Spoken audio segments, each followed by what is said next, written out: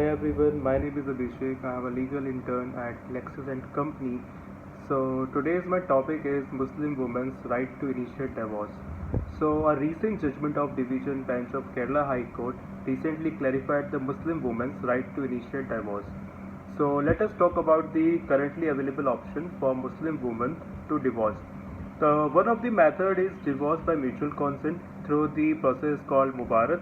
Another right of Muslim women to divorce is by way of khula, wherein she decides to terminate the marriage. This process may be called wife-initiated talaq. So till now the ulemas, particularly of the Hanafi school, have interpreted that khula can be exercised only when the husband accedes to the wife's request. So without the intervention of courts, a Muslim woman can unilaterally divorce her husband only if by contract he has delegated the right to divorce to his wife.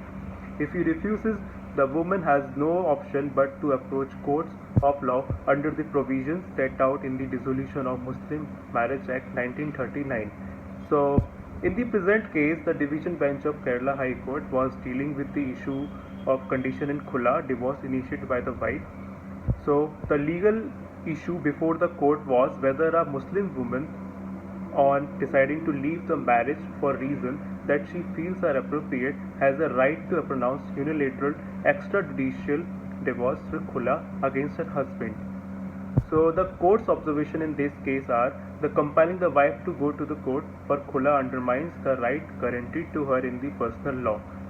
The personal law is largely based on two primary sources, the Quran and Hadith. So interpreting the applicable verses of the Quran, the court said that the right of khula is an unconditional right of the woman. The court draws an analogy from the right of the husband to pronounce the unilateral talaq to say that both are of similar nature.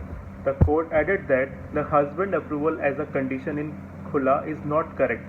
The judgment proceeds to clarify that right to pronounce khula is an absolute right conferred on the married Muslim woman. So no specific reasons are required to invoke it. Once there is a declaration from the wife for the repudiation or termination of a marriage, the only thing the wife must do before the pronouncement of khula is to undertake efforts of reconciliation.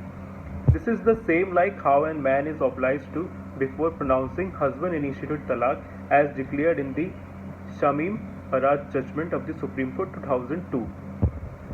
So the shortcomings in this case are reading of the judgment suggests that despite clear suggestion regarding the absoluteness of the wife's right to invoke khula, she is still required to approach the court.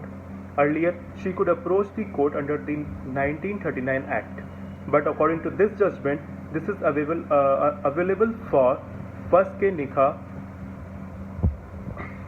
According to the judgment, after pronouncing khula, the wife takes recourse under the Family Courts Act 1984 instead of the 1939 Act. The court process shall be a summary proceeding to declare the right of the wife. If the husband wants to contest the validity of such an invocation, he shall be free to do so as per law through a separate proceeding. But if we read the grounds for the dissolution of marriage in the 1939 Act, they are of mixed nature. They are not exclusively for the annulment of marriage. It declares that it could be used for any other ground which is recognized as valid for dissolution of marriage under Muslim law. So this is important because in legal parlance the term annulment and dissolution attract different legal consequences. So here the High Court is unclear when it says that the 1939 Act will be used only for the fasq nikah. So that's it. Thank you.